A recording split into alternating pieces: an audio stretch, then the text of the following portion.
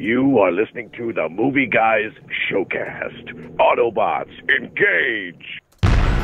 Attention.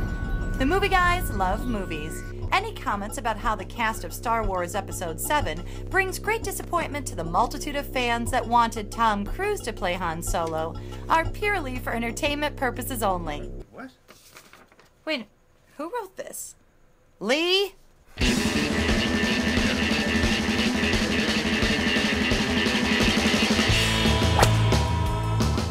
Yeah, I think so. All I'm saying is now that we've mentioned it, a lot of our listeners are going, that's right, he should have been Han Solo. It's occurring to a lot of people right now. How old would he have been when that happened, if he had originally done Han Solo? Too cocky. He wore his cocky instead of being cocky. Tom Cruise. 82. Which Tom Cruise? Just name it Tom Cruise. Yeah, right. One of them's Han Solo. 77, he's in The Outsiders. He's like 17. Yeah, he's not old enough is what I'm thinking. Yeah. That's the only reason, Lee. I was just making it clear. Thank you. He would have been if he were 5 years older. Oh, it should also be noted that many are disappointed that casting director Donald Sterling didn't bring back Billy D. Williams. What? So that's interesting. Topical joke. Though I gotta say, Billy D. Williams does a great cameo in the Lego movie. Yeah. So that may be enough for him. It's pretty great. Yeah. Now they're making Lego everything. Did I see a Simpsons Lego episode coming up? That's the newest thing. They're doing an episode this week or next week. They're Legifying everything. Yeah, they did a 3D animation one once. Movie Guys Lego, patent pending. Oh, that would be awesome. Movie Guys Lego. If we had the budget of the Conan O'Brien. You should just bring out Lego characters one day and just do the show off-camera voices and just Lego guys sitting here. I'd love that. Great. Let's just do it with like yellow guys. Yeah. Like we do the cheap one. They don't look like us. It's just the four of the yellow guys. Where- One has female hair and the other, all three other the same other hair. You can snap the hair on and off. Just a little knob right at the top Snap-on of the head. helmet. And then we could just paint a little, like on mine, it could be a little Ghostbuster thing, and then on yours, it would just be a picture of Tom Cruise. And then it's like just them sitting there for 10 minutes, and then one of the heads turns for like one interaction. What are we, joke. stop action geniuses? Not so much. We could put them all on a little couch because they have like the Lego furniture. We're doing that. Hey, welcome to the Movie Showcast, everybody. Part of the vast and sprawling Movie Guys empire. I don't want to talk about time travel, because if we start talking about it, then we're going to be here all day talking about it, making diagrams with straws. You've reached ground zero for all things movies and comedy. We bring the two together right here on our show every week with jokes, rants, sketches, characters, bits, special guests, and more as we broadcast from the Admiral's Club in the heart of Burbank Airport's flyover zone. They don't stop making movies, so we don't stop making comedy shows about movies, which means you can get a new show every week. Basically, search the Movie Guys anywhere you like on the internets and Googles, and we come right up. iTunes, SoundCloud, YouTube, and of course, themovieguys.net. And it's all absolutely free. And we encourage you to subscribe everywhere you can. And if you do, still, no charge. In fact, newly posted to the Movie Guys Net, you can catch a review of the new Tom Hardy film, Locke, as well as all of our filmmaker interviews from the Phoenix Film Festival. They are all now posted. Head on over there if you get a chance. You can find our latest movie showcast on comedypodcastnetwork.com and WBAD.net, where you can hear our show Fridays at 4 p.m. Eastern, 1 p.m. Pacific. That's it for housekeeping. Your hosts for the hardest working podcast on the airwaves include myself, Paul Preston, here with Karen Volpe, Lee Caius, and Adam Witt. Later in the show, we'll be joined by an actor who has appeared on the likes of Conan and Mad Men, and is producer and star of his own web series, The Impression Guys. Ross Marquand will be here. Yay, Ross Marquand. And saints be praised, summer movie season is upon us. That was quick. Just boom, it was January, not so long ago. Thought I was sweating for nothing. Yeah, I was just going to say, we can tell when it's summer movie season because I have to start wearing shorts again. And I start wearing skirts. You'll hear the hum of the in-studio fan underneath everything we're saying.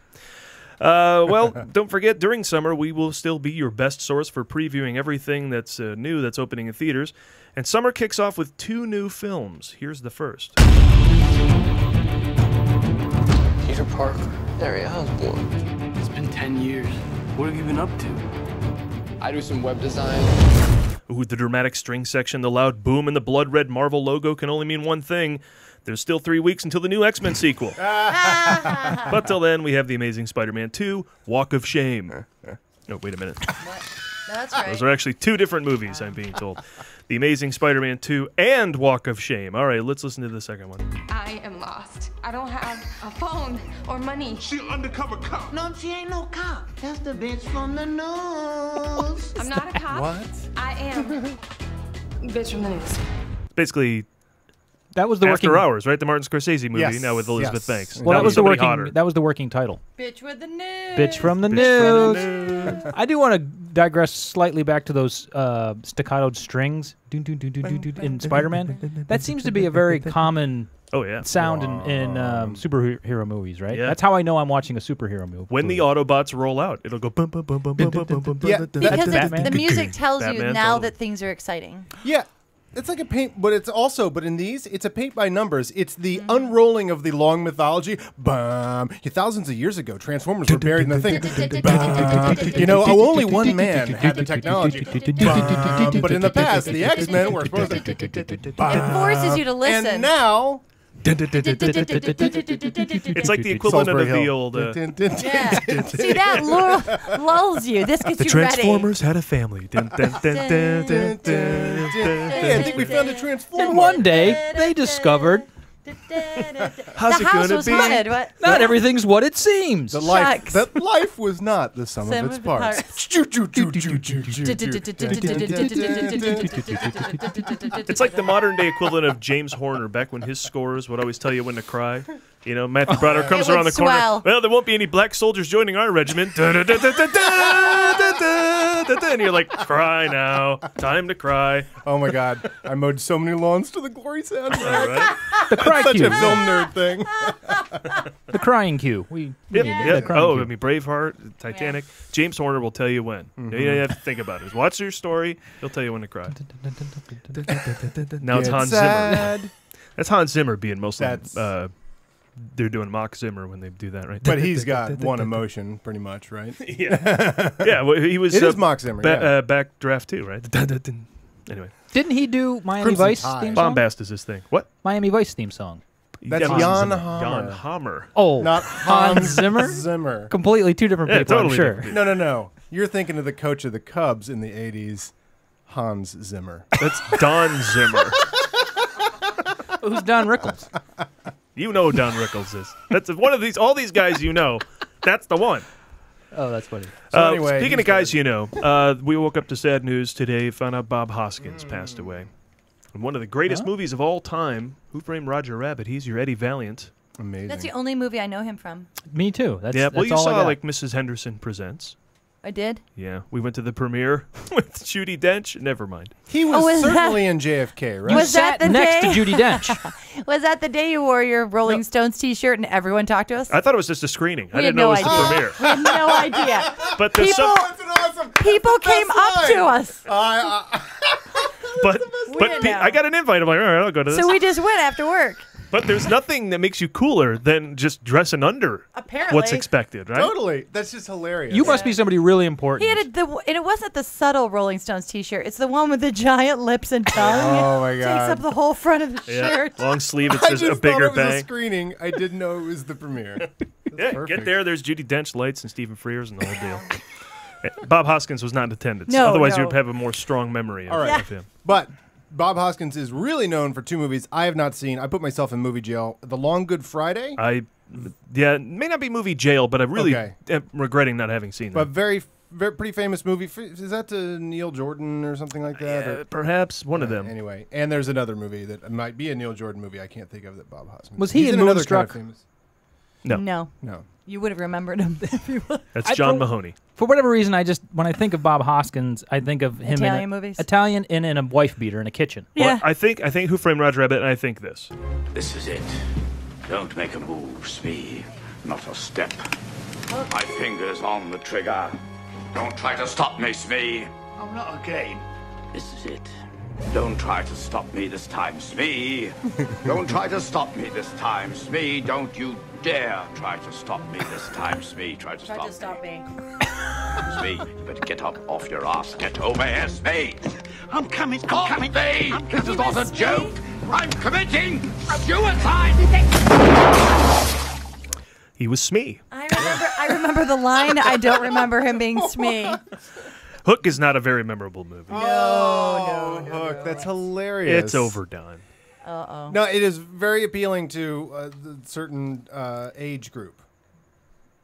And Jamie's younger than us. Little younger than us. And my roommate. Jamie's got a Why did we give her a microphone? I'm not that much younger than you. You just look look young. And it's a brilliant movie. This is all I'm going to say. Okay. There are a million ways that you could do the sequel of Peter Pan wrong. And one way to do it right, and that was it. This is a very good point. That's a very good point. Oh, she's gone. I'd like to refute. Rebut. There'll be no rebutting. No rebutting. I could use a rewatch on Hook. I mean, yeah, it does have. The Captain Hook.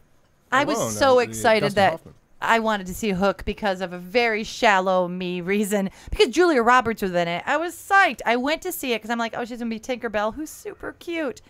But some wig designer decided to put her in this, like, horrible wig. The pixie cut. Oh, but it was horrible on Julia Roberts. It did not fit her face, and I thought she looked awful and immediately hated the movie. Anyway. What about Dustin Hoffman? Yeah, he didn't look good either. His hair was horrible as well. I don't know what's going on. I like. Are we still talking about their hair? Yeah, Bob Hoskins. No. My favorite part. Yeah, I didn't really much care about the Robin Williams, Julia Roberts. Isn't that also where what's her face got typecast as someone's daughter because she was someone's daughter? Yeah, that's pretty much been her career. Anyway, let's talk about this week's movies. I should rewatch it because I respect Jamie's opinion, and if I can get past the wigs and the I almost said incest. Nepotism? I might enjoy it. In Hollywood, that's often confused. Incespotism. On to our first movie. I didn't realize we were talking about Brian Singer. Despotism. Do you like... That's when a despot son gets to cut off the kid's head.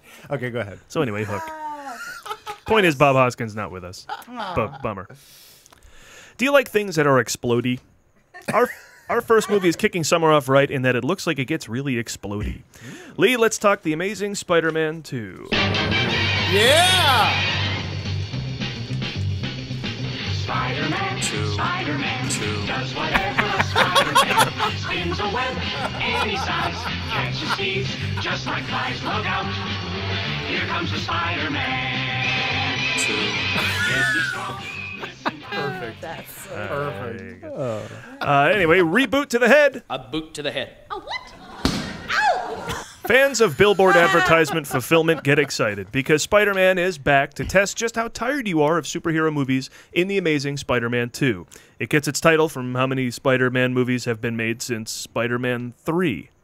And for those of you keeping track, by the numbers, this is the 5th Spider-Man movie since the reboot in 2002, but the second Amazing Spider-Man since the reboot of the reboot in 2012. And this marks the first time I've been able to sound smart about reboots and Spider-Mans.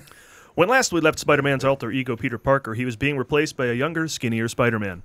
I guess even the proportionate strength of a spider doesn't make you immune to basic Hollywood disgust with aging. Now, admittedly, I am a latecomer to this, so forgive me if I'm a bit confused about how they were able to replace the lead in a successful franchise like this.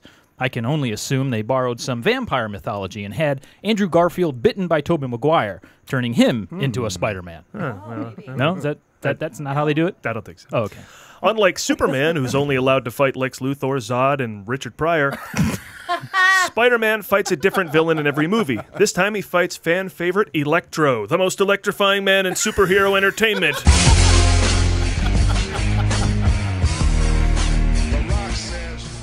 A little foreshadowing. All right. Now, Electro is played by Jamie Foxx, a power-hungry employee, no pun intended, of Oscorp. The company that was started by Norman Osborn, played by William Dafoe, in the original Spider-Man series. Because when you need to go creepy, you go with the best. Yeah. The Amazing Spider-Man 2 features the reintroduction of Harry Osborn, Norman's son, now 100% less James Franco, and 100% more Dean DeHaan, an actor who looks like he's murdered every parent dead in this movie. DeHaan is perfectly cast as sort of a fake Leonardo DiCaprio meets the Children of the Corn. Harry and Peter are orphans in this new spin on the Spider-Man tale, who discover that their dads were engaged in a secret experiment to create dozens of superheroes by genetically modifying all manner of creatures, including electric eels, which are responsible for turning Jamie Foxx into Electro when he falls into a vat of them while holding giant electric cables. So, do that, kids. It works out. Seems a little on the nose, doesn't it? Yeah. Electro was white in the comic books, but that's just because every character in a comic book is white. But much like Nick Fury, the Kingpin, or the Human Torch in the upcoming Fantastic Four reboot, Electro was colorized to make the movie look a little closer to the cross-section of America that's likely to see it. For anyone who's upset at this revamp, just do what comics did for years to every black character, and that's just add the word black before their name. Then maybe Black Electro can team up with Black Panther, Black Lightning, and Blackula. Not helping Electro's case, it looks like he walks around the entire movie wearing a hoodie. Electro's plan? Explode a bunch. At least that's what I can tell from the trailer. How will Spider-Man stop him? Jump a bunch. At least that's what I can tell from the trailer. Now, I can't recall if I've watched the trailer or played the video game, but either way, does anyone have the cheat code for the trailer? Because I'm having a little trouble on the final board here. Now, with Oscorp creating superhumans, it seems The Amazing Spider-Man 2 is introducing a larger universe of supervillains, a move that's either influenced by 2015's Batman vs. Superman or the profits of the Avengers. The only thing that throws this in doubt is the press release from Sony, which reads, Avengers? Never heard of it. Nothing to see here, so see The Amazing Spider-Man 2. It has a bunch of people in costumes in it. Oh, so many villains. Now, if this were directed by Joel Schumacher, I'd be worried. But how bad can it go when a Spider-Man movie is directed by a guy named Mark Webb? Well, there you go. Wait, hold on a second, though. He doesn't screen his features for a gay mafia now, does he? Not that we know. Okay. Sam Raimi's Spider-Man was apparently too friendly and neighborhoodly. So when Mark Webb took the helm, he decided to upgrade Mary Jane to amazing by recasting Emma Stone. I don't really know who Andrew Garfield is, but I'll probably see this. Proof positive that when your hero in a movie wears a mask, it doesn't matter who's underneath it. Isn't that right, Val Kilmer? I thought Andrew Garfield was one of our presidents. President Andrew Garfield. Just sounded right. Turns out it's not right. Internet says so. And we've all learned a little something. And if I can't make it out to see this film, or if you can't make it out to see this film, you could just read all 224 plot keywords on IMDb. Tell you what, let's just do that. Oh, all right. Mega corporation hiding in a closet, research and development, sniper rifle, attempted robbery, YouTube glowing eyes, helmet, pants falling down, snow. Shot in the chest, power outage, martial arts secretary, laboratory kidnapping, bullet time, website, corporate crime. Ooh. There you go, everybody. That's Wait a minute. Pants falling? Spider-Man 2. They think that word might pull you in over to their... Hang on. Pants falling down? Pants falling down is one of the words. You know, I'm surprised they didn't put that really hot chick that Mike Nichols always puts in all of his stuff that brings a bunch of people to him. Oh, yeah, Jessica Biel. Jessica Biel. He used to just put her in the Pants meta falling tags of down. everything he did. And Jessica people would Biel. come. Ah, that's hilarious. Yeah. That pants falling down. Why would that happen in Spider-Man? It must happen somewhere, so they put it in there. But it's weird that they think people will be searching that, so naturally they want to come look at the Spider-Man 2 trailer. I don't think I'd want The that Amazing audience. Oh, okay. It's a lateral move, I think, All right. from pants. What we've gathered, I think, from watching the trailer is that Electro is pretty much the creepy girlfriend stalker. Yeah. Right? Like, he meets up with Peter Parker, something goes down. Well, he wants to be Peter Parker to begin with. That's why he's getting the power, which is very Jim Carrey from Batman Forever, just saying. All right. Oh, yeah. Oh, yeah. And so... warning sign. If you need warnings, it's like a creepy girlfriend. Like the superhero movie. Or summer movies. They all look good, but you're like, where's the red flags? Yeah. How does he team up with Paul Giamatti? We didn't mention is playing the Rhino. Yeah. How do they team up? Is one of those bullshitty scenes where they're like, we both hate Spider-Man, right? Yes. Maybe there's some sort of meetup group. You know, like my friend goes online to do a meetup group for Dungeons and Dragons. There are a lot of them. So there could be a meetup group for evil people who don't like Spider-Man. Yes. A hate Spider-Man meetup group. And pants falling down. Once you get Rhino in there, you're the comic guy. So what that covers everybody I've heard of, I think, from the Spider-Man everybody universe. but Vulture. Don't know that one. That was originally going to be in Sam Raimi's Spider-Man 4 that got dumped for the reboot. It was going to be Vulture and maybe Electro. I would have liked to have seen that other than the origin story again. So I'm glad we're beyond that with this set of amazing movies. Yeah, they did throw... I don't think what the first one... In this one, I think it'll justify what the first one did so differently that people didn't really notice and gave it a bunch of shit for being a reboot. But the fact that Peter Parker's parents have never been discussed in the comics that I know of. So to give them the secret past where he actually created the spiders that creates his son, and then taking a recent arc in Spider-Man where Harry Osborn's company creates all the supervillains. So, you know, anyway. So Harry... That is different. That is different. Yeah. But, yeah. They've already... They didn't hang so much on Uncle Ben. No, they Like had the first one did. But the reason it does deserve some shit is they had to get it in. Justice responsibility. Like just get that in there, and we're moving. Peter, before you go into that good night, with great power comes great responsibility. Power responsibility. He should just tattoo it on his arm. There's a great actor in these movies called Irfan Khan. He's got it going on. Irfan Khan has got it going on. His name will be Irfan Khan. He is also in Life of Pi, and I found online somewhere on YouTube somebody put these lines together. Richard Parker wore it well. When you use a cheap suit. Richard Parker said just about the same thing then that you are saying now. That's awesome. And I wasn't alone out there. Richard Parker was with me. Richard Parker never saw me as his friend. So, whether he's talking about Spider-Man's dad or a tiger, Irfan Khan is obsessed with Richard Parker. That's the point. Did he play the tiger in Life of Pi? No. Oh, okay. Played, I think he did, right? Older Pi, right? Well, he was older Pi, Pi, but technically in the Every- story. Pappy Pie. Spoiler alert. Whenever you say Peter Parker, I always want to say picked a peck of peckers. Do you want to say that? No. Is that what you want to say? What do you say? It sounds like Peter Piper picked a pack of pickled peppers. Yes. Yeah. Peter Parker. I'm with you Peter on that. Parker when I hear that. I always picked hear a Bruce that. Banner of Clark Kent's, right? Right. All right. All right, well, listen, we here at the Movie Guys got to thinking. If all it takes to be transformed into a... I know, never a good sign. Talk about, like, the red flag. We got to thinking. Don't think. If all it takes to be transformed into a superhero is getting bit, well, heck, we can do that. In fact, Oh, my God, we yeah. did. What? So, in an attempt to gain superpowers over the weekend, we each went out, found something to bite us, so we could test these powers out. Now, sorry, Lee, dates don't count, so sorry. we had to turn him from that immediately. But let's go around the table here and see how we all did. Adam? Huh? Oh, yeah, me? Yeah, in the name of science, and as you know, I do most things in the name of science. Sure. I was bitten by a sloth to study the effects of the superhero powers I would take on. How'd that go? I missed a few deadlines. That's true. I mean, he got me the comedy bits for a guest segment well after I needed them. Well, that's because I was harnessing the superpowers of a sloth. And, I was at home, and I was watching Netflix, and I fell asleep on my couch. And, I mean, I just got here on time to be in the studio with you guys. But that's me, super sloth, That and, well, I've got pain, itching, and swelling where I was bitten. I'm going to write those effects I don't know if that's a down. power. Yeah. Well, I'm going to write these down because that's fascinating. I mean, But you so- took on the characteristics Amazing, of a right? sloth that bit you. Okay, so it's working for you. Better. The strength of 10 sloths. All right, a successful test. Thanks, Get a Adam. whole afternoon of napping done in 10 minutes. Yeah. This is just as our DNA data predetermined. I'm fascinated by this. Karen? I've always been something of a fan of Catwoman, so I decided to get bit by a common, ordinary house cat. Oh, that is some commitment. Yeah. They have really dirty mouths, so just be careful. That's all I'm saying. Well, I did. I took all that into account, but I wanted to experience what it would be like to be a cat. I mean, science is my true calling, my main area of discipline. Of course. We all know.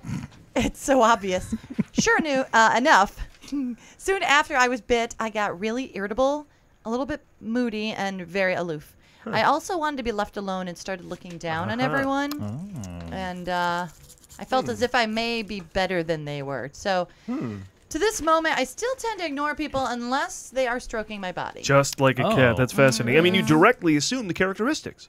That, and I have pain and itching here where the swelling where I was bit. Oh, okay. But I think the statistics here don't lie, Paul. I could really change the scientific theories on what the next level of evolved human could be and transform from regular to super. That's Wow. amazing. And I also liked lying on the dryer where the I saw that today when I heating came was. over. I Yeah, didn't it want to was disturb nice. you. You looked very peaceful. I couldn't fit on top of the refrigerator. You were enjoying the spin cycle on I the washing was. machine. It was I saw nice. that. See, you would often lean against the dryer, but I now you're would. That was lying on different. top of the dryer. Yes. Fascinating. Lee? Well, I decided to stay rather traditional on this one, and well, at least in the same vein of a spider. And I went out and I got bit by a beetle. A beetle? What kind of beetle? Well, that's kind of where things get unfortunate. What do I you was mean? trying to be Trying. bitten by the rhinoceros beetle. Oh, that's cool. Yeah, those cool ones, those big black ones with the Yeah. big, huge horn claw out of the middle of their head. Those are badass. They are. Oh, yeah. Well, unfortunately, I apparently mixed up the pictures Wikipedia had posted of all the various beetles and accidentally got bit by a dung beetle. Oh, a dung beetle. That sort of stinks. Yeah, that's hilarious, Karen. But it's all too true. And now all I do is sit around and fart. I call it my fantastic ass. Oh, well, that's unfortunate, but that's it? No, I do have pain, itching, and swelling where I was bitten. Well, of course. So, yeah. You haven't rolled up your feces into a ball. No, not yet, but... I do have to say, from a research standpoint, I think this has been a success, and I'm confident that within an hour I'll be living in a pile of manure. That's fascinating. I'm going to write all this down. But you're not put off by the horrible odor you're putting out? Because a dung beetle would react, but who is so familiar with dung balls that, I find it odd that you're not Are you talking about his dung balls? Yeah, Oh, sorry. Well, Jesus. no, indeed, Paul, that's the case. All right, well, listen, like Karen, I decided to go somewhat more advanced than just an insect. I decided to get bit by a possum, often called the opossum. Really? Now, that's an interesting choice. What's your superpower? The ability to ride around on some hippie's shoulder as he rollerblades up and down the Venice boardwalk? Lee. No. But like them, I have pain, itching, and swelling where I was bitten. Oh, that seems to be common. But now I can fluctuate my body temperature from 98.6 all the way up to 103. Paul, how does that come in handy? Repels villains, repels everyone, He's actually. repelling people, and his superhero Yeah, I'm stinky. repellent. I'm Also, the repellent I guy. seem to be able to sweat profusely, almost uncontrollably. Oh, Like wow. you are now. And I can generate a thick white foam, a super foam, I like to call it, from my mouth. Paul, I think that It you hasn't might... been without its side effects. I mean, there was slight paralysis and anxiety, but to wield super foam, I think it's been worth it, right? Yeah. Also, mild delirium and paranoia, but how do I know they're not out to get Wish me? I had super You foam. are sorry, you dripping guys- on the microphone. You guys. What? Yeah? Jamie. I'm sorry, can I chime in? Sure, Jamie. Sure. Paul, I think you have rabies. What? Huh? Yeah, you probably want to see a doctor and get some shots. Well, you mean like HGH or something? Oh, I wanna want look some at those. HGH, too. Yeah. We should all get HGH. I'm in. You have rabies. You need to take 2 weeks worth of a vaccine. Let me ask you something. Did any of you check to see if the animals biting you were radioactive? That was kind of the important part with Peter Parker's spider. It wasn't just a spider. Missed that. Oops. Totally Right? missed I that. Sloth never- was just like normal. I didn't So- think to ask the beetle. And the cat was just my neighbor cat. Yeah, that's well, that could be radio. Oh. Yeah. That means now, Adam, that means Well, you're how could not you a explain- sloth. You're just a lazy slob. Karen, you're totally PMSing. I totally with the heat PMSing. on the dryer. And Lee, where did you find that dung beetle? Well, I was on my way home from Big Mike's Taco Bar night. Yeah, Thursday? Yeah, of course, Thursdays. It's Dollar Taco night. all right. I see where you're going with this. Oh, Stinky. Oh, Lee. that was for Big Mike. Okay, so we left one crucial part of the equation out, but I'm not giving up the fight in the name of science. Science. Science. Paul, you need to take 20 units of immunoglobulin medication per kilogram body weight. Like, I have no time for that. You actually only have about 2 days to live, so Paul. you need to make time. And I'm going to make the most of that time. We need to preview Walk of Shame. All right, Jamie? Jamie's trying to help you. Duty calls. Hey. All right, it's the new Elizabeth Banks movie. God, it's so stinky. Karen, in let's here. talk about it. Now, the first week of the summer movie season is so big that it couldn't just contain one movie. There's a second movie going up against the famous wall crawler, and it's... One of these things is not like the others.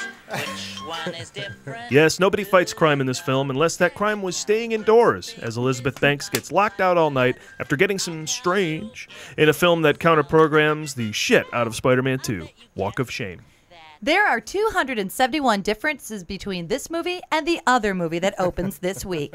See if you can spot all the differences. Go ahead. We'll give you time.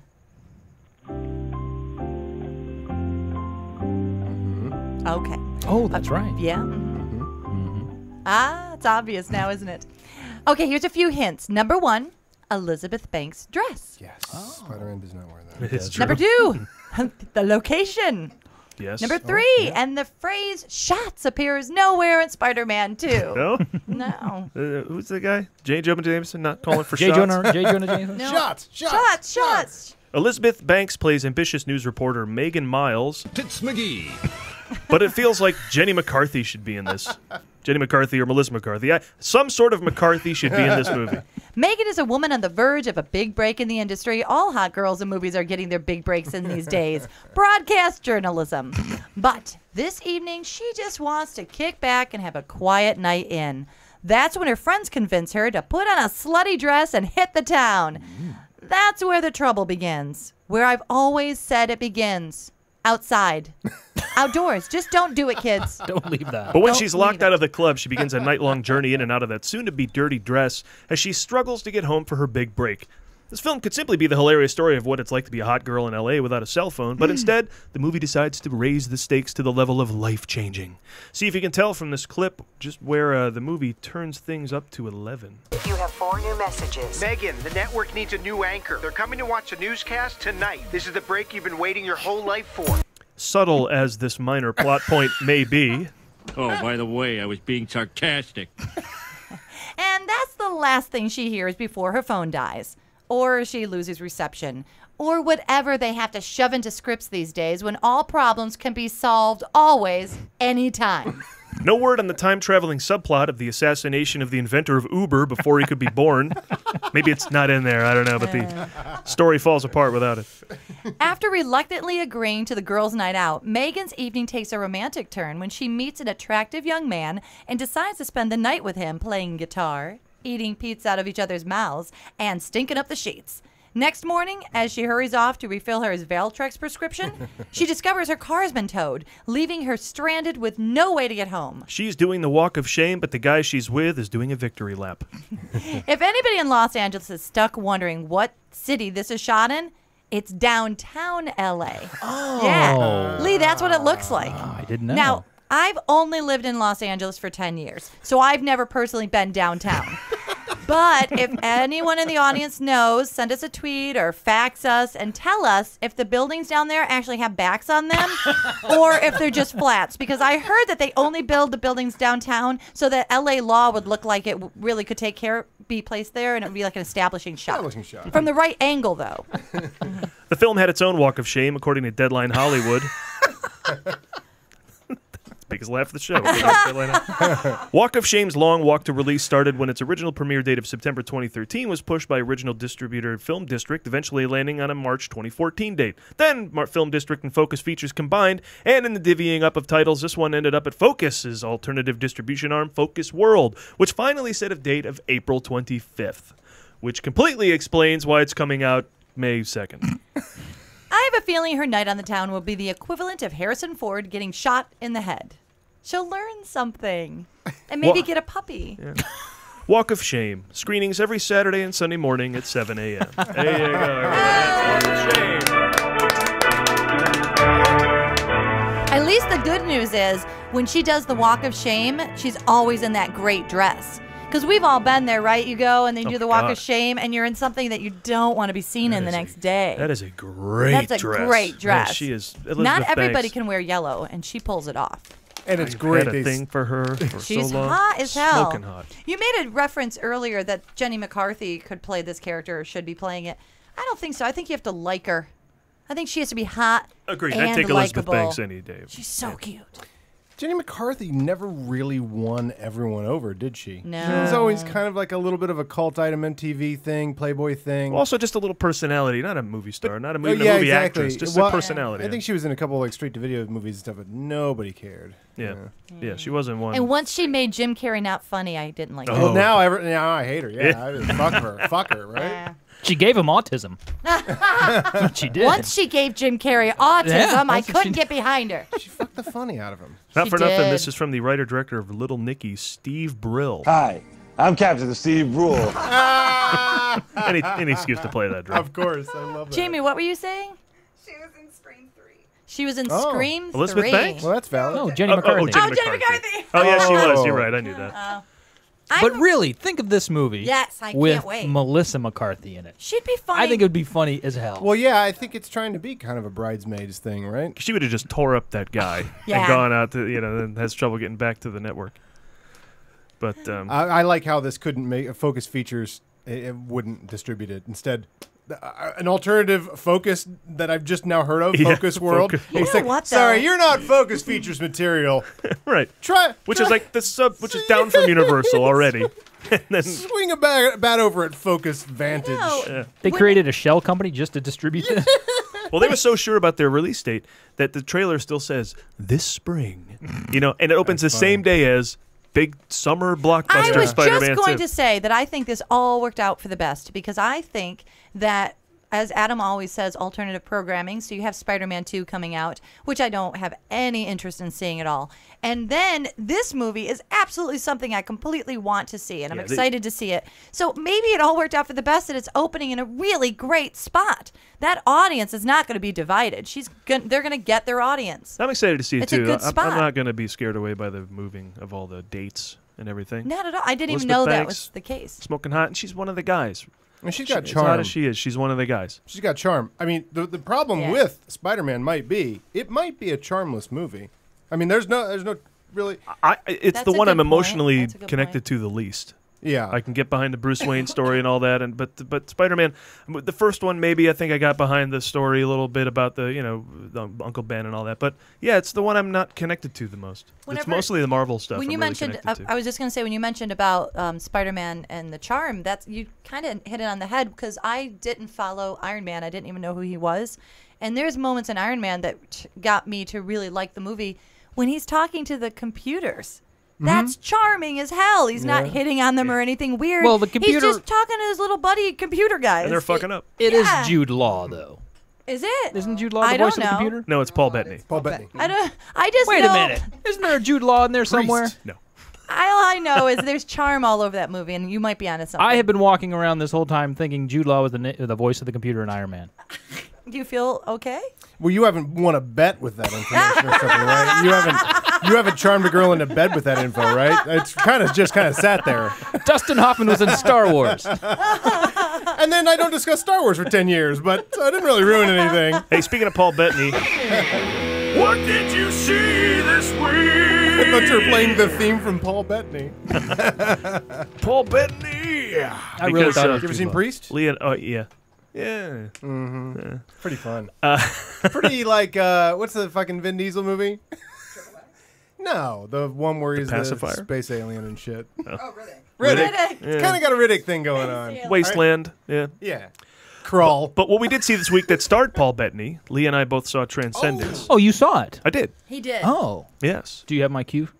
Oh, I don't. Do you have a fart cue? I just every time he talks, I want him to I can fart. say you the drop that he wanted to play. Stop boring me. You're boring everyone. Stop boring everyone. It was the most boring movie in the world. All right, I have questions. Well, I have answers. Okay. Actually, I don't have answers because I saw the movie. Well, I'll tell you this. After the movie, I was not super impressed by it, but when it was over, I talked about it for a half hour. There's movies I liked that I haven't talked about as much as Transcendence because it brings up a lot of shit. Takes on a lot.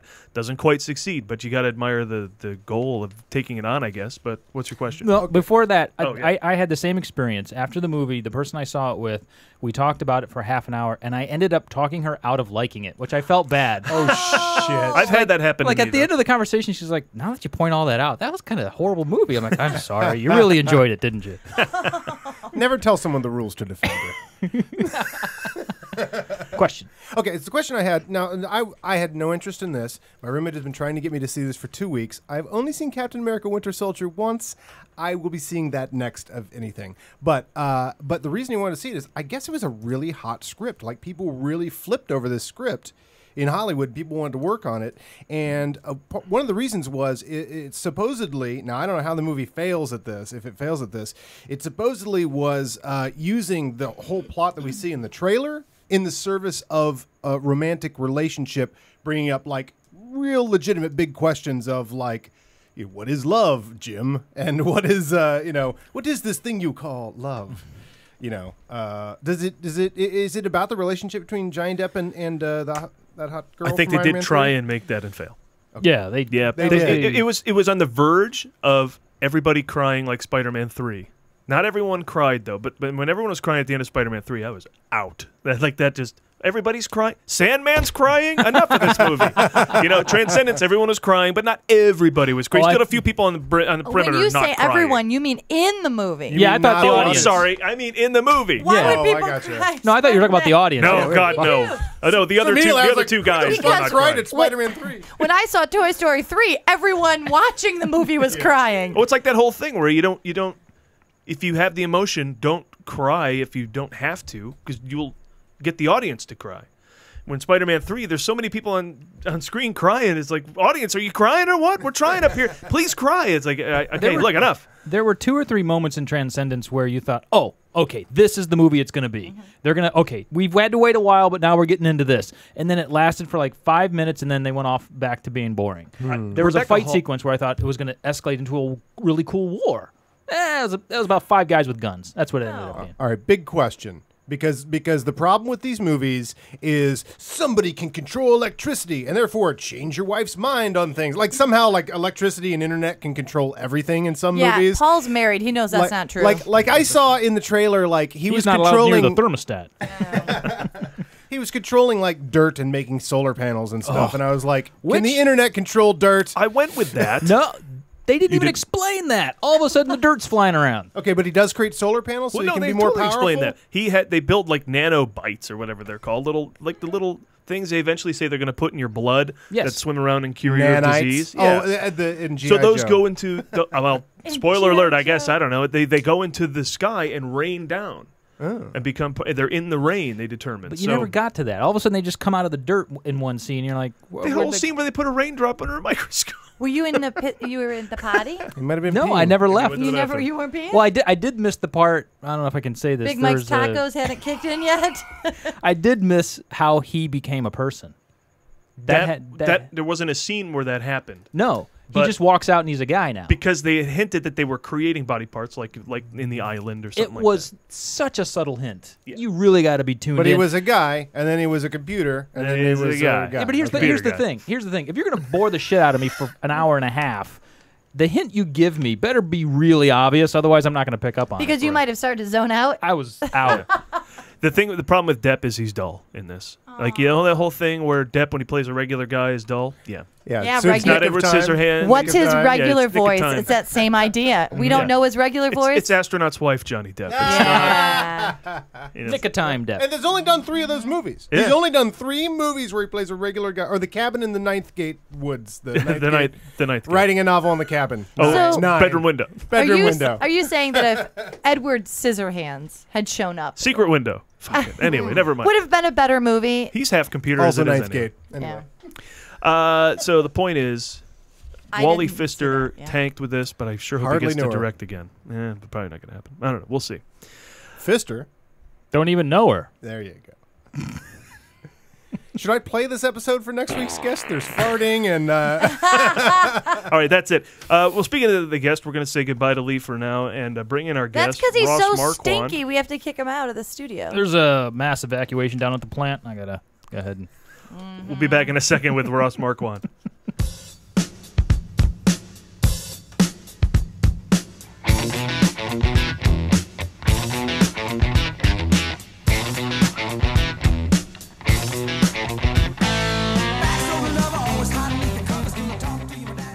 And welcome back to the Movie Showcast. As ever, it is all movies all the time here, and there seems to be no bigger news in the film world right now than something we touched on at the top of the show, the official release of the cast members of Star Wars Episode 7. Unbelievable. We talked about it briefly. I love that you call it a sequel to Return of the Jedi. It is! Because you need to think of it like that. I mean, that's what it is. Crazy. Never had it. But we never gave you the name of the actors involved, so we'd like to give you those names now. With a very special guest, a first for the Showcast. Yeah, this is pretty exciting because we're talking the Admiral's Club, and it's probably about 100 degrees in here, so this is a big deal. This is a big deal. And look at this guy. Doesn't sweat. None other than Harrison Ford himself is in our studio, ladies and gentlemen, to help us out. He himself is one of the cast members of the new film, and he'll read the cast members off to you now to the exciting music of John Williams' legendary score. Here we go. Actually, wait, hang on one second. I can't seem to find the Star Wars thing. Okay, well, we can't do that. We'll have to go with the NFL Films music. Oh, great. Okay. Which is never a bad thing on our show. We love to introduce things with the NFL Films music. So here we go. Harrison Ford, take it away. In 1977, George Lucas's epic space opera Star Wars redefined space entertainment. And now, director J.J. Abrams takes us to a galaxy far, far away. Once again with an able-bodied crew of solar system traversing adventurers. Your Star Wars Episode 7 starting lineup. Adam Driver, Oscar Isaac, John Boyega, Andy Serkis, Domhnall Gleeson, Mark Hamill, that son of a bitch, Carrie Fisher. I love her. Peter Mayhew. Chewie. Not here. Here. Daisy Ridley. Anthony Daniels. Y'all know him. Harrison Ford.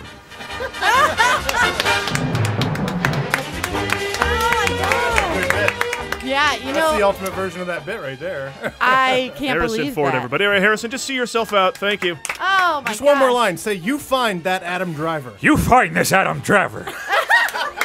He was in a show called Girls. He's got big ears. You know this man.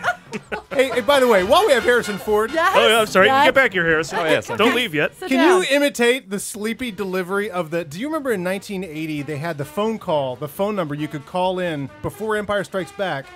And Harrison Ford would tell you about the movie as Han Solo. Whoa. But it's one of his sleepiest things you've ever heard. Yeah. It's literally phoned in. It's In this movie, we've got a lot of great twists and turns. And there might be some carbonite. I don't know. Anyway, the point is, there's a guy named Boba Fett or something. It's anyway, you'll like it, I guess. Have a fun time. You'll like it. That was good. That was pretty close. That's awesome. I love how pissed Harrison Ford got in our bit. He got Because pissed at the names. You throw a bit at Harrison Yeah. Ford, he's going to get pissed. He didn't want to do your stupid bit. He Even didn't here, want to especially in do the it. Admiral's Club. He's not feeling it. All right, well, Harrison's out of here, but That's we are going to terrific. welcome now the star of The Impression Guys, a web series he stars in alongside Jim Meskimen. Ross Marquand is with us, everybody. Thank you for making that Thank bit you. come to life. Was That it was Harrison awesome. Ford at all? That was fantastic. What? What? Shut up. That is great. What happened here? I don't know. Give me Al Pacino does the guys. The whole, I pimped him. Just the names. just the names. Adam Driver. Oscar Isaac. Yeah. John Boyega, good friend of mine. Good mensch. Hey, well, no, you know what? We got What are you talking about? we got two Pacinos in the room. We should dueling Dueling Pacinos. Pacinos. With the banjo in later, but you do young Pacino, which I've never heard Scarface. I'm very working nice. on that. Yeah. Yeah, Okay, I'm working okay. on that. I'm working on that. I got to get the quotes down. I don't know what the stuff he says, you know. Yeah. Never go against the family, Kelly. You know, it's that kind of thing. That's good. It's good. So Right someday we'll cook that up because I love the idea of doing the young Pacino and the old Pacino and dueling Talking Pacinos. to themselves, Yeah. yes. Copyright, patent pending. Patent Yes, pending. as friend of the show Stephen Lewis said. Then 1990 hit, and he's all old Pacino. Young Pacino up till then, but then The cigarettes just They kicked in. they kicked in. Certainly. Well, it was Yeah. Steve makes the greatest point. In fact, I was just listening to Doug Loves Movies, Doug Benson's podcast. I plug it because I think he'd plug us. great show. Anyway, We'll see. We'll test that theory. I hope he plugs us. right? Right? What I'm saying? but he was like, I yeah, I love don't know when getting plugged by Pacino got so crazy and got so the category was a very funny name. It was Old Yeller, and it was like movies where Al Pacino yells. I'm in the dark here. But yeah, Big Boy Capri Sun. Oh yeah. He found himself there and then just stayed. That was when he was doing his best De Niro impression. He was like, I want you to find this man. Dick Tracy. Everywhere I go. Dick Tracy. That's what I hear. Dick Tracy. You know? Like you got my God, the that's reverse amazing. frown, I Right, guess. you're right. Oh my God, that was amazing. that was a good Big Boy. Have you ever chalked up like how many impressions you do? I mean, imagine for the impression guys, when you have to crank out a show every week, you're Yeah. thinking about how far can I stretch all the talents I have. How many do you think you have? It's funny you asked. I just met with Ben Shelton and Jim Meskimen, writer, director, creator, star, whatever, yesterday, and we are going to do a season. It's actually being called season 1.5 because they're asking for 7 more episodes. Great. So it'll be 13 Congratulations. episodes of the first season, which is great. And Ben asked me to compile the whole list for him because he's like, let's see what works, what doesn't, see where we want the show to go, and it's right around 50. Wow. people. That's So awesome. some better than others, of course. You but, seek it out, or do you realize just one day, hey, I can do this? In college, it was very much at parties to get ladies. There you you go. know? Nothing But, more impressive. Right. And then, sorry. Go What ahead. actor got the ladies, or what impression got the ladies? Usually either Brad Pitt or Matthew McConaughey. Yeah. Oh, yeah. I This mean, is such a that's confidence. That's just not fair because they get the ladies anyway. Yeah. You couldn't do Stephen first and suddenly Right. get the ladies with Stephen first, No. who never got the ladies. At the time, because it was the early 2000s, Sopranos was huge. And, I was perfecting my James Gandolfini, and I thought that was going to, but they're like, No, because we think of what he looks like. See, when you did Harrison Ford, I was like, yeah, because you think of Harrison Ford. Right, right. But if you do like a really killer Ian McKellen, I don't want to sleep with Ian McKellen. Oh, he doesn't want to sleep with you either. See, we agree on something. Perfect. So yeah, I can only do some people in short spurts. I thought you were going to say in short skirts. Yes. So I can only do guys in short skirts, and I wanted to tell you on the air today. Oh wow! Would you ever get caught doing an impersonation like all night? You'd be like, oh, now I gotta just commit to this, or did you have like a little act that you had to ham-handedly work your way into and then get out of? I went to Ireland about 4 years ago, and I was in Belfast, and I was throwing back the Jamesons, as you do. As one does. As one does. And I'd been there for about 2 weeks at that point when I got to Belfast. I was just doing a tour all over Ireland. I was broke and unemployed, and I was sleeping on people's couches. Like, why not stay here? Perfect. Yeah, it was great. Yeah. And I had been, hearing all these people with these amazing, Irish brogues, just like, kind of, I love their dialect. And after a while, I started to I go up to like, all right, could I have like a Guinness then? Good, lovely. And I realized after a while I was doing Colin Farrell without meaning to. I just after a while like, oh God, cool. I'm actually doing Colin Farrell right now. That's kind of weird, right? So I should probably start doing that because I'm gonna offend someone pretty soon once they find out I'm American, right? That's awesome. I never thought about that. Whenever you do impersonations, that's one thing, but to do different dialects, do you just nail dialects? Is it just easy for you? I had to work on it. I'll be honest. And it's not any of these guys. I mean, the only one that really came literally within like minutes was John C. Reilly, and that was last year. That's so specific. It's very specific, but it was one of those things where I just come from an audition in Nickelodeon, and they needed a Wreck-It Ralph voice match for the video game. And I said, oh, man, I would love to. I don't do a John C. Reilly, but let me try it. So they're like, well, you need to go over there right now. They're going to be done with auditions today, so just do it. So I'm driving. I'm freaking out. I'm like, oh, my God, I don't know what I'm going to do. Oh, my, wait, that's Wreck-It Ralph. Oh, my God, I'm doing John C. Reilly right now. He is really just this high-pitched, lovable guy, and he just can't wait to, give you a hug. He's just really happy to be here. And it just the damnedest thing. I love LA because there's been a number of times where I'm on my way to an audition and I'm warming up and I'm singing my face off. And you'll be at a stoplight and you'll be singing your face off and you'll feel that person next to you looking at you. Yeah. And you look over and they just give you the good for you nod. Right. They're like, you're on your way to something. Yeah. Anywhere else, they'd be like, pull her over. Yeah, She's crazy. She's a crazy person. Yeah. One of my favorite meds. I'm sorry, I have to jump off of that line. Then we'll get back to John C. Reilly, which I have a couple things that you have to say. So, anyway. But a funny LA story. It's like one of the first times I was visiting somebody here. I think I was visiting Lee here. And we were rolling through traffic. And I can't remember the song, but it was something along the lines of like, Don't Stop Believing or something like that. Sure. Don't stop, like an anthemic song. And we're rolling along and there's a guy with all his windows down and he is just singing it, just at the top of his lungs doing.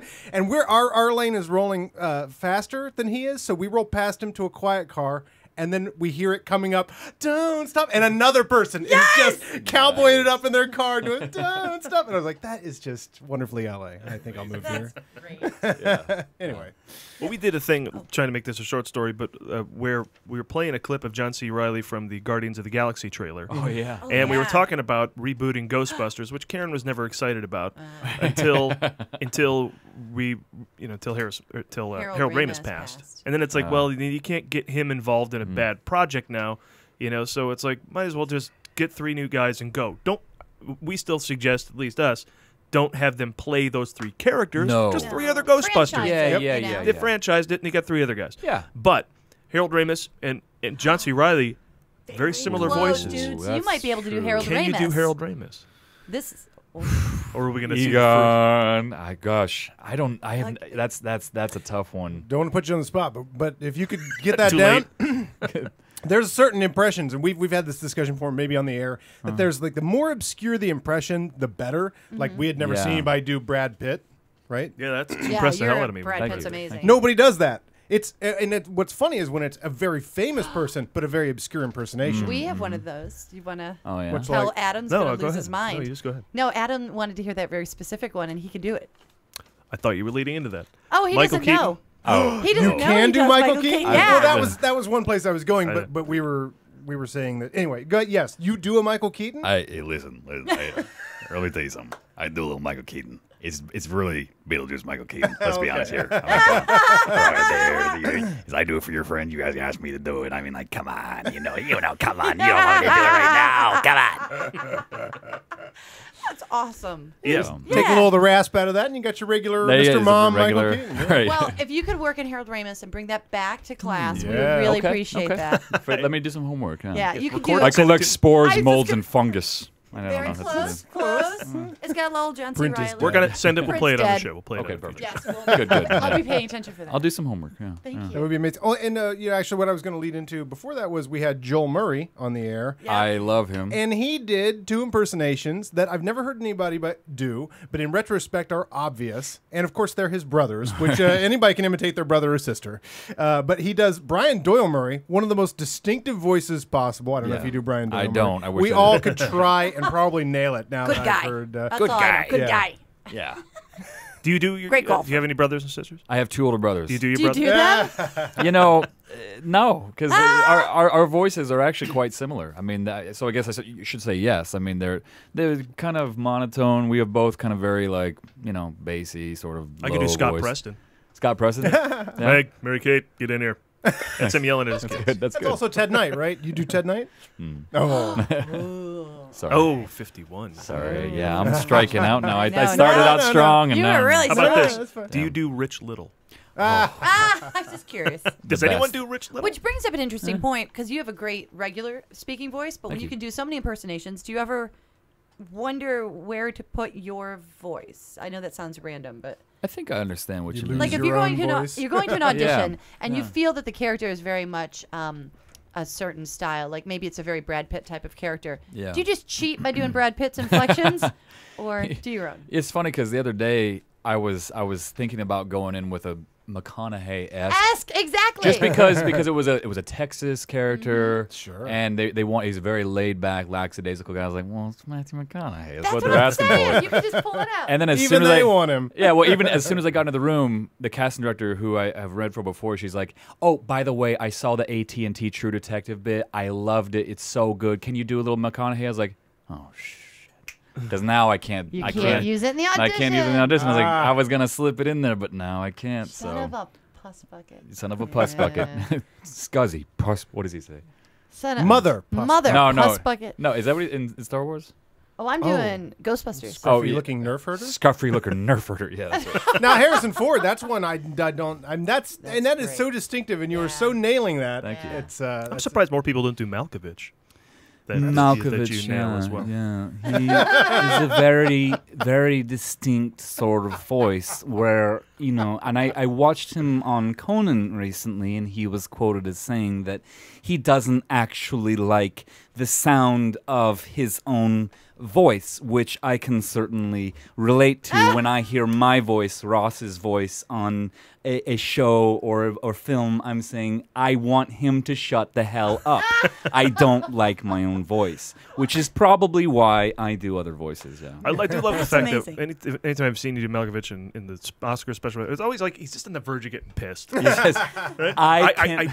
It's that point where people slow down their speech to make their point. He's there all the time. Right. That's right. funny because some of these people have certain inflections. Do you have an impersonation where you're like, well, it's just that inflection, and just because you like doing that particular part of it, like Jim Carrey's kind of masterful at that. Yeah. Like I remember he used to do an impersonation of Rebel Without a Cause. Oh yeah, James Dean. James Dean, but Yeah. it was the face silent, Yeah. and I was like. But it's a great impersonation, Right, but right. it's just him when he's not saying anything, which is plenty. And that's the difference, right, between impression and impersonation.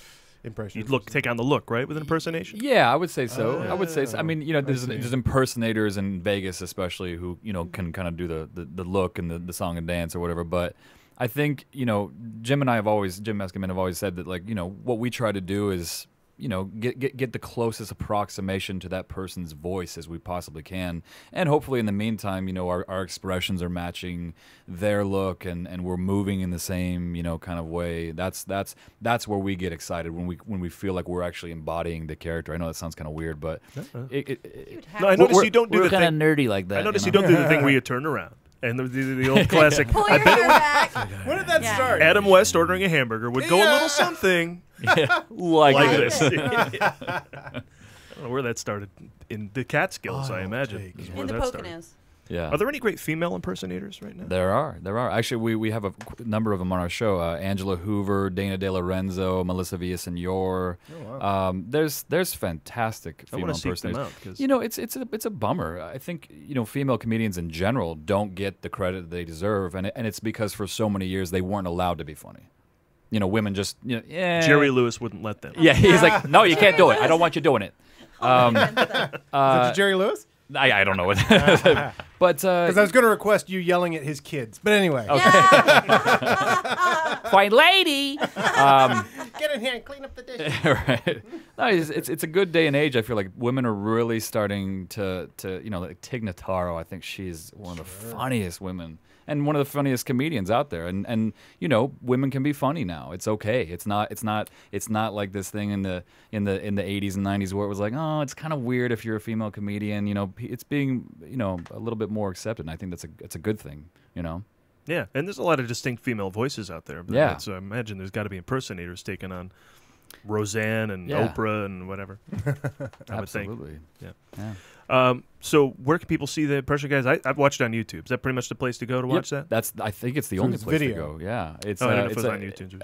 It's on YouTunes? The YouTunes. It's on YouTube? Is it on the YouTunes? The YouTunes. Us old Is it on folk don't know Face where to Space? watch Where do we it. watch it? Right. Yeah, it's on Rainn Wilson's the executive producer. It's on his channel.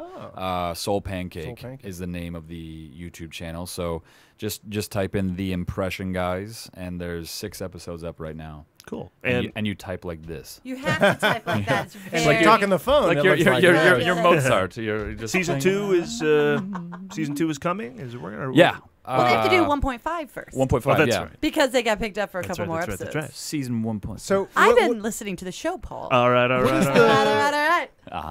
What is the format of the show? It's video. So is it sketches? Is it you guys? Do you dress up as them, or what do you do? So the premise of the show is actually Ben, the writer-director, approached Jim and I, and Jim and I have known each other for many, many years. We've worked on different projects together throughout the years. Nothing remotely involving our impressions at all. That's the funny thing. It's been really industrials and different things that we'd worked on. We just kind of, I don't even know. You just impressionists kind of they're like nerds. They just gravitate. They're like, you're a nerd, aren't you? Like, yeah, I am. Did you guys sit around like the two guys in the Trip and compare Michael Caine's? Yeah, and, we have done that. It's like, yeah. no, it's like this. It's much higher than this up here, isn't it, Master Wayne? Yeah.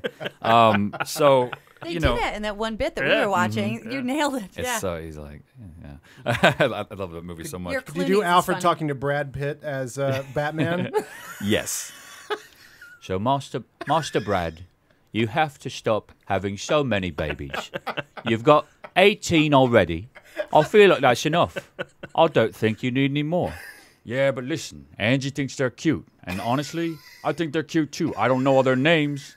But man, let's just keep doing it, right? I mean, like, worst comes to worst, we'll give the babies away. We'll do a potluck convention. We'll, like, give them all out. Whatever. We'll do, like, a silent auction, yeah? Right. He answers his own question. Yes. Right. He does that a lot. That is terrific. He's a master of the dab. He's like, yeah, right. Yes. He just punctuate, doesn't he? Yeah. It's good. So, yeah, to answer your question, Ben approached us and said, I love that you guys both do impressions. Can we write a show surrounding the trials and tribulations of impressionists? Because inadvertently, you know, as fun as it is to do impressions, it's a blessing and a curse. And I'm very grateful that I have a skill that, you know, can kind of pay the bills and everything. But whenever I go in for dramatic roles and whatnot, and like this thing last week, you know, 9 times out of 10, they're like, okay, I know that you're about to play a serial rapist, but would you mind? I don't want to put you on the spot, but would you mind doing your Brad Pitt just for us, just for fun? It's like, yeah, I wasn't like preparing for any of this, but outside, sure, you were in your moment before. Yeah, and then you do it, and then they're like, oh my god, that's so funny. Okay, go ahead and play the rapist, and you're like. You're not going to be looking at me like that, which is probably good. But, you know, so it's about these two impressionists who are tired of being pigeonholed as impressionists and want to be taken seriously as dramatic actors. So they create a 12-step program to withdraw themselves from that world, and all their trials and tribulations along the way. It's good. Can you do an impersonation of Rainn Wilson? I have been asked that many times. You don't have I to need do to. it. You Yeah. don't have to. I just was wondering, since he's your boss and all. He's a great boss. I don't want to do too. I wouldn't do it. I'd be like, no, Yep, I nope, don't know I can't. how. I He's can't. not able to be impersonated. He's Right. very unique. Right. You still have a beard. Bearded Rainn Wilson means he's working on indie projects like his YouTube Right? channel. Yeah. You know? He's got a new show coming out for CBS, I think. Oh, is the beard going away? No, Ooh, beard he's is there. keeping the beard. It Good. looks good. He Good. plays it like a hard-boiled detective. Oh, good. It looks really good. Yeah, it's got Dennis Haysbert from. Oh, yeah. he's the president. 24. For 24, he's the president of the world. You know, help me, Joe Boo. Hats for bats. Yeah. Right. All right. Well, listen. I want to deconstruct a famous impression that a lot of people do because we took a stab at this guy last week. It was Jack Nicholson's birthday. So in our birthday segment, we all gave it a shot, and we'll just play a couple of them here and tell me what we think. This is me giving it a shot. Now, keep in mind that no one had any time to prepare, so I will say fell that. asleep. I will just say Like that I had time to prepare. well, I don't you want to hear did it your right now. excuses. I threw this at them, and then they all just started vomiting up Jack Nicholson. All right, here we go. Jesus Christ. Right? That was me giving it a go. Yeah. We had Alex Albrecht on last week from Dignation. Attack of the Show and Dignation. Of course. And he gave it a shot. Masked freak terrorizes. Wait till they get a load of me. And we agreed a little Clint Eastwoody at the end. Yeah, there. well, Clint he fell Eastwoody. into Clint Eastwood. Then Lee did this. Lee's favorite movie I of all could've went time. Batman. Lee's favorite movie of all time is A Few Good Men. And this is what he gave us. You do believe that I'm here to help you? You understand that? That was good. He used the Because marker. he has a cigar in his mouth. And he Cigar? said, "I'm here to help you." He was using Anyway, a Good highlighter. men. Sure. He got the cigar part down, and that's it. Yeah. Because he had the line because he seen it on TBS last weekend. That's so funny. He's on TBS every weekend. This just proves that it's a lot harder than it looks. Is that right, Adam? You know, Let's never listen to this. That was Adam doing Werner Herzog. Herzog line. as... By the way, that's the one Werner As impersonation Bill I Clinton, can- if I recall, it was Bill Clinton-esque. Werner Herzog and Bill Clinton.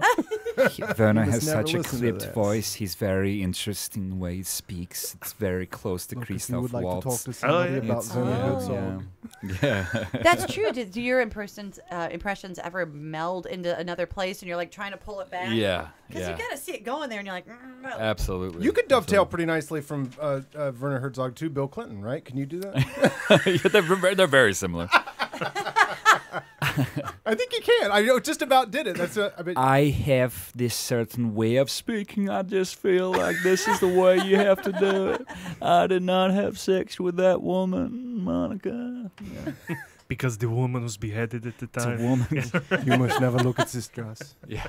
Paul and I worked for Disney for a year doing improvisational comedy on their ships, and it was right when Bill Clinton was having a sex scandal, and it was perfect because of all the things that we I could do. bet. Paul could do Bill Clinton. So every time we'd come out and we'd ask for a famous person, every show they'd say Bill Clinton. Grabbing the white wig. And as the soon suit as they said jacket. that, I'd be in the back grabbing a beret. And I'd be like, Let's keep, let's, we know. let's do this thing. Oh, hey, let's. I want to ask you what we ask every guest who comes on here. What is your favorite movie of all time? 2001: A Space Odyssey. Nice. Ooh, A have we grandiose. gotten that? That's a good one. No. Most people are very bored by that movie, but it meant a lot to me when I saw it. I find that interesting considering there are not a lot of voices to emulate in that No. movie. Hal, basically. That's the Yeah. movie, Yeah, that's about it. There's only 10 minutes of dialogue in that movie. Wow. Yeah. And that was it for Keir Dullea, right? Or Keir, That's Yeah. all Keir Dullea we got. That's all Keir the Dullea. Keir Dullea you're getting. He did 2010 though. Did he? Yeah. Oh. Yeah. How long He was- shows up for 5 seconds. He appears. Did you like that?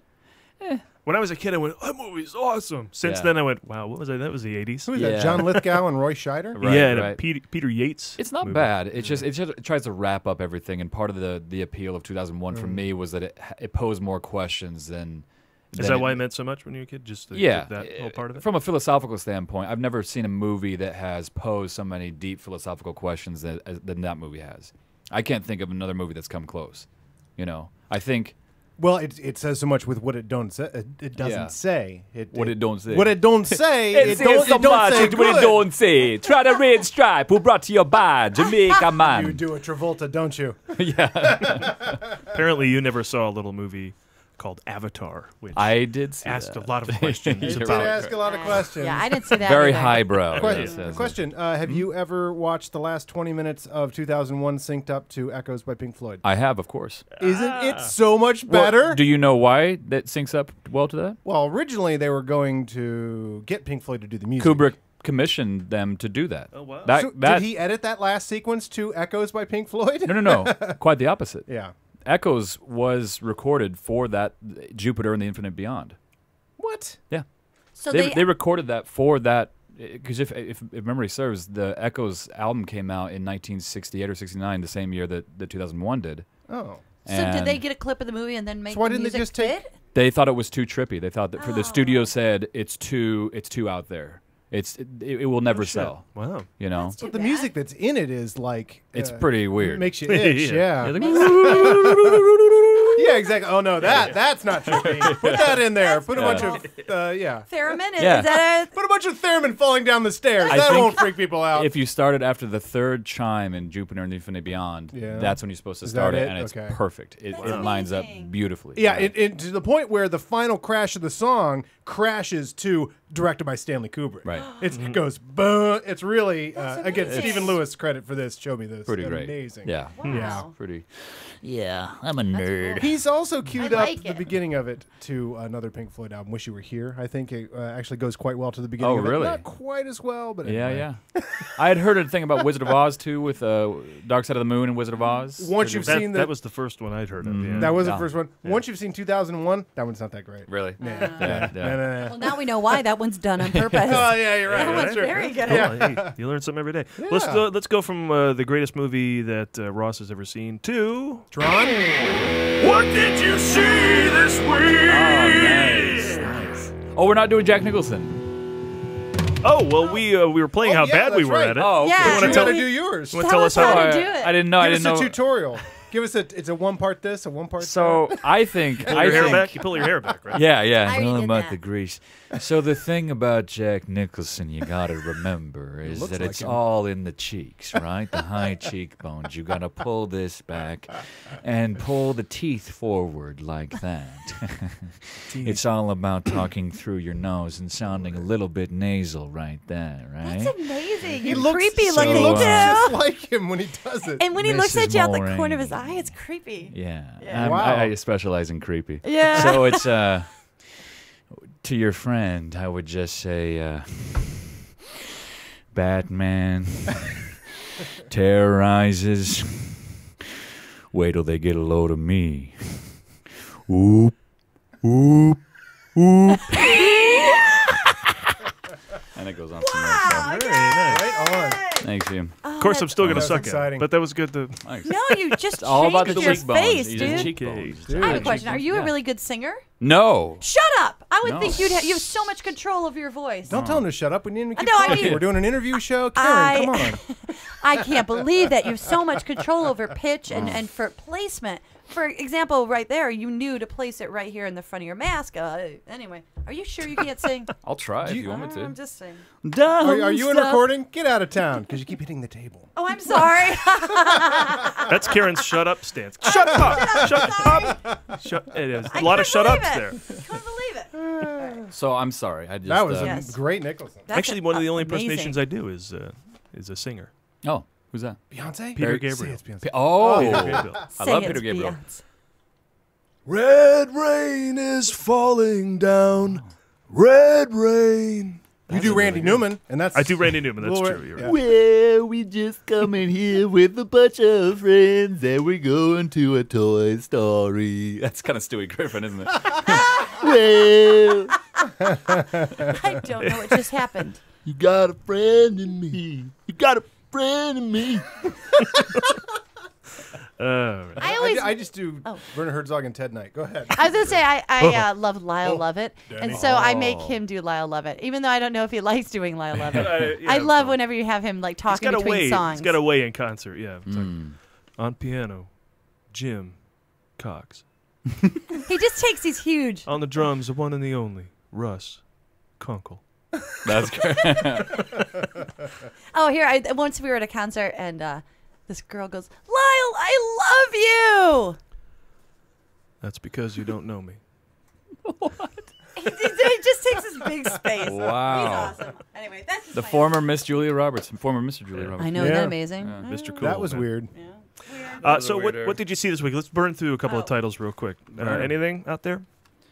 I saw the Captain America Winter Soldier. We saw that. Yeah. I got to see that again. I love that movie You know so what? much. I heard a little interesting thing about it and talked with my friend Kevin. That it's awesome.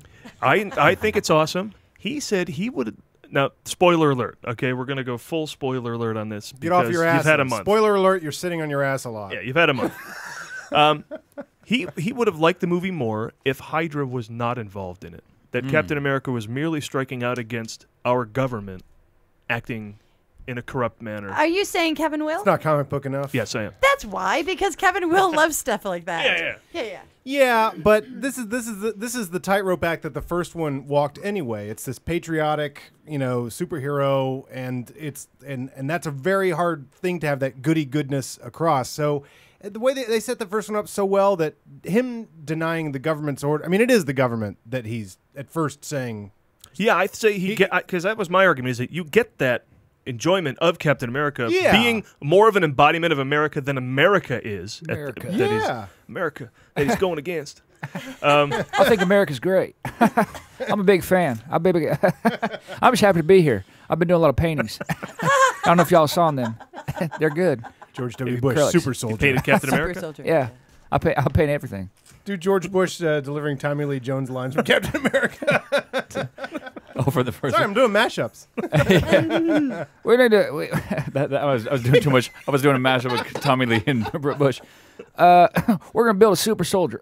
We're gonna build a man out of a machine, turn him into not like Iron Man, but we're gonna put him through like a syringe is gonna go through him like Tommy. Remember, get the injection into him. He could be all big, be all like Incredible Hulk. I love that he laughs at his own jokes. I kind of want to move on to the next movie, just so we never hear your actual thoughts on Captain America. Oh yeah, only through an impersonation. Now it's your time to talk about Gotcha. Captain America. What'd you think? Yeah. I think one thing that I need to remind myself, and probably for your friend as well, every movie that's going to come out in this world for the Avengers has to relate back to and tie into each other. So they're all going to have to, they're thinking 6-7 movies ahead, because that's how many movies they're going to be doing ostensibly. Which is brilliant. Yeah. And about time someone did that. Right. Unheard of. It really is. And they're getting smart about it. They're getting tighter. They're getting, I think they're understanding that superhero movies can have depth and character development and intelligence. And that's a strong move. Like the Avengers was easily one of the best. Yeah. I would still say that Dark Knight is the best superhero movie. People go back and forth, of course, because they say it's not about mutants, but I say, well, it's still a superhero, But, sure. But I still think, Dark Knight takes the cake, but a close second would be Iron Man, or the Avengers, or X-Men. Dose. Two is X-Men. X-Men Dose is pretty tasty, Yeah. Were you saying that you saw Tron, or are you just talking about his shirt? Well, we revealed to each other right before the air. I thought you when saw you fell it. in love. We fell in love. I had him at my Tron T-shirt. I'm wearing a Tron T-shirt from Super 7 from the Comic-Con last year, WonderCon last year. They have a bunch of awesome stuff. Do you know who Super 7 is? Mm-mm. They also took the Aliens action figures. Originally, they were going to make Alien action figures because Alien was supposed to, after Star Wars, that was going to make Star Wars money. And then they hired Ridley Scott, and then it became this sort of a little bit more of a horror dark classic. H.R. Giger designed, But they still made action figures, but then once they saw the movie, they didn't make the action figures. They made that one famous one. There's like a 12-inch tall the one. Queen? Or something like the Alien.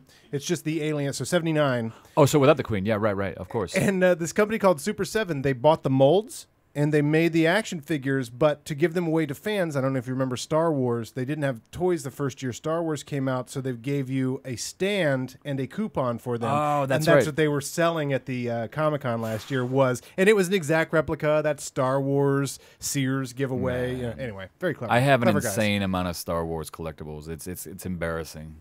It's good. really embarrassing. Do you have Tron action figures? I don't. The old Tron action figures are awesome. I Yeah. still have a couple of mine, but they're way beat up. I got into Tron way too late. You know, I was in high school when I saw it, and by then, you know, in Colorado, you don't really know where to get Tron action figures. You know, it's not. Yeah. You know, it was a little too late to that party. Yeah. Yeah, this is a brilliant movie. There's no movie like it, is there? No. I mean, no. it is a science fiction world that is fully realized, as though it were a second movie or a third. Yeah. It just this world just exists. Did it bother you whenever they did the remake? No. Wait, was it a remake or? See, that's what I was just going to bring up. It was a sequel. Which is, I'm glad they're doing that. Like they could remake Star Wars, but they're not. Give us a sequel. Okay, that's cool. So that doesn't bother you as much. No, I loved the new. I don't know how you feel about it, but the 2010, you know, with Garrett Hedlund and Olivia Wilde, it was beautiful. Oh, it was gorgeous. Yeah. For one thing, I mean, Tron redefines special effects in many ways in '82. I mean, obviously Star Wars was the precursor. But the first computer-generated effects, and it's a movie that takes place inside a computer. That makes so sense. now, all these years later, that everything has computer effects, nothing could be more welcome than a special effects movie of Tron, because you could do all the special effects, you know, digital effects. The light cycle sequence, especially. Yeah. You're combining the way they shot back in the 20s with Rudolph Valentino movies with this neon, you know, it inspired me. I was just saying that I wrote a musical version of Tron in college. An hour-long musical version of Tron. One that you wouldn't have sung. Yeah, now I was just I'm gonna learning. say, that's why I thought musical. I don't sing. I do. I know how to. I can understand melodies and rhythm. Noodle. Maybe he does a little bit. Maybe he does a good Jeff Bridges. Yeah, man. You know, the dude abides, man. You know, you gotta stroke the weasel. You know. I don't know. Or Bruce Boxleitner. Now I'm putting you on the spot. My friend Piat does a better. Piat on the show does a much better Jeff Bridges, but yeah, I mean, it's such an incredible series and saga. You know, I mean, the 2010 obviously had Daft Punk doing the score. So that was the best thing about it. Yeah. God, I mean, and visually, one of the most captivating movies I've ever seen. You know, that's the director whose name escapes me, and that's not fair. Because he made Oblivion next to show that he was for real. Yeah, I like that guy. So good. He's really good. I'll see whatever he's doing next. Blanking on his name, but he used to do a bunch of music videos, and Tron was his first foray into features. Krasinski. Yes, Joseph Krasinski. Exactly. Yeah. Right.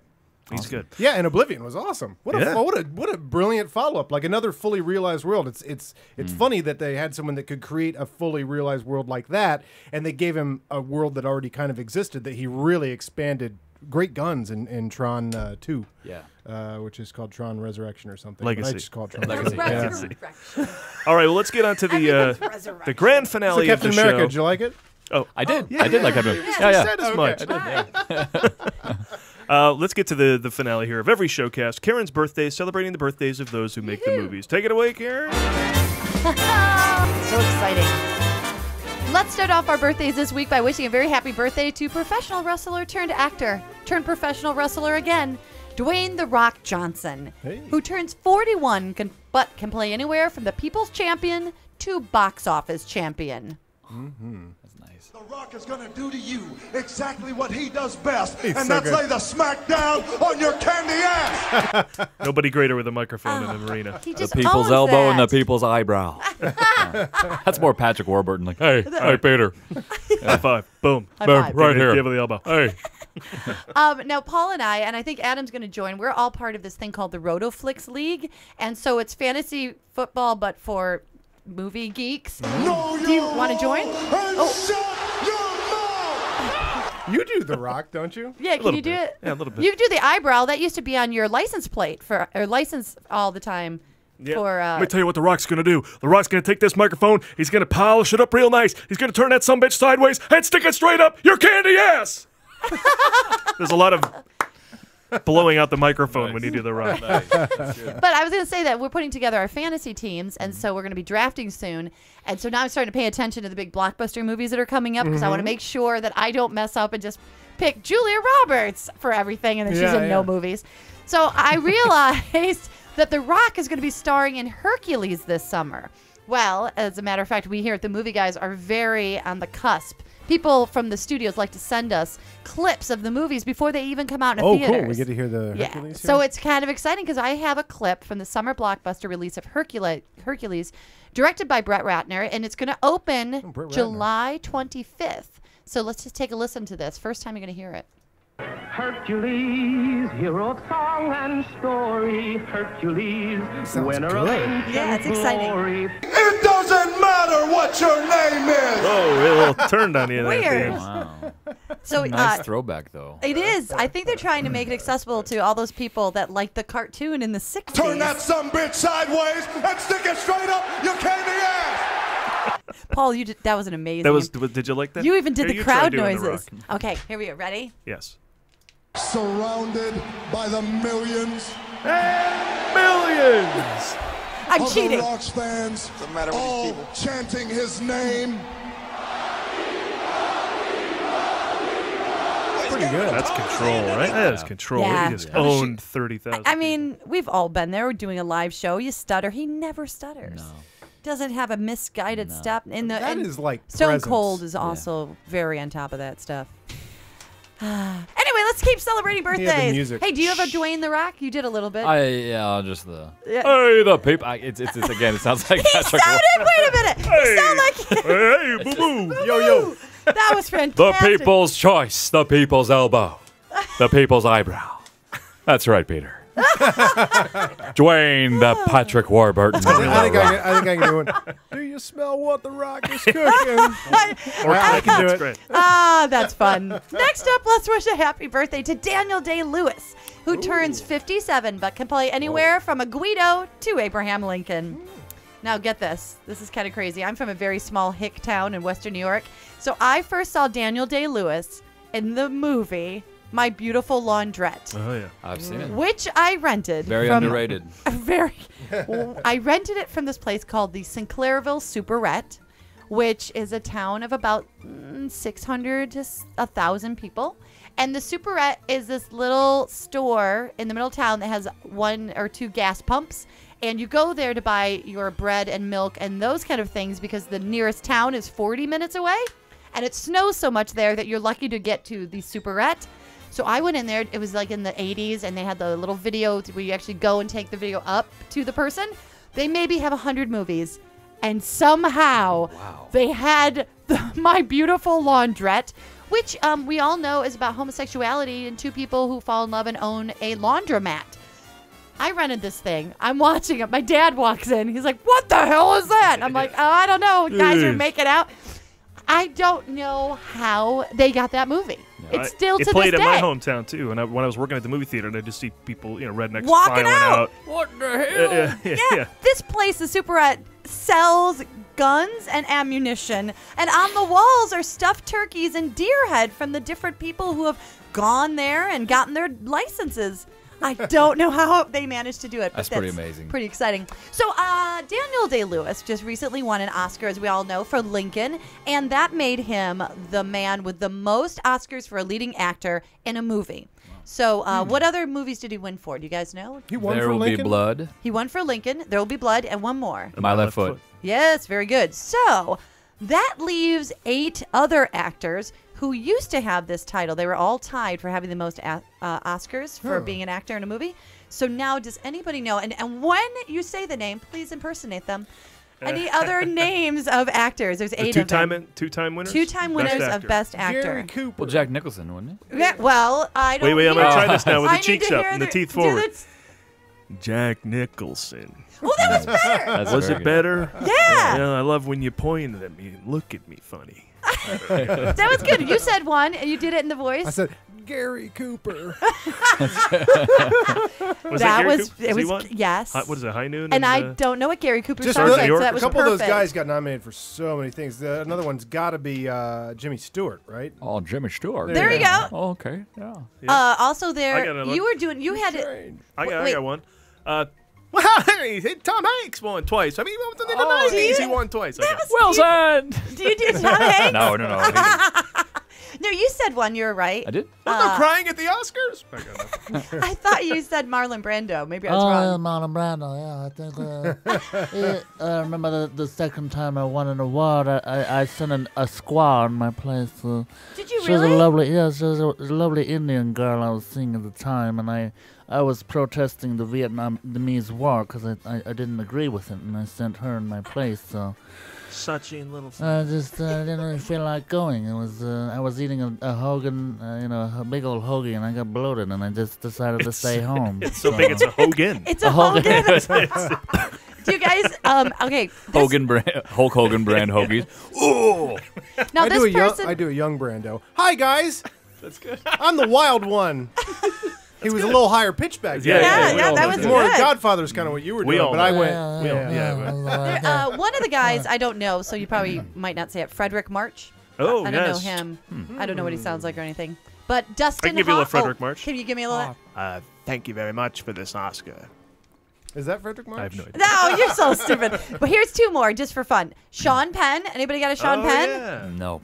No. Which movie? Yeah, like Fast Times could be probably do. Oh, yeah. Milk. Hey, bud. Harvey Milk!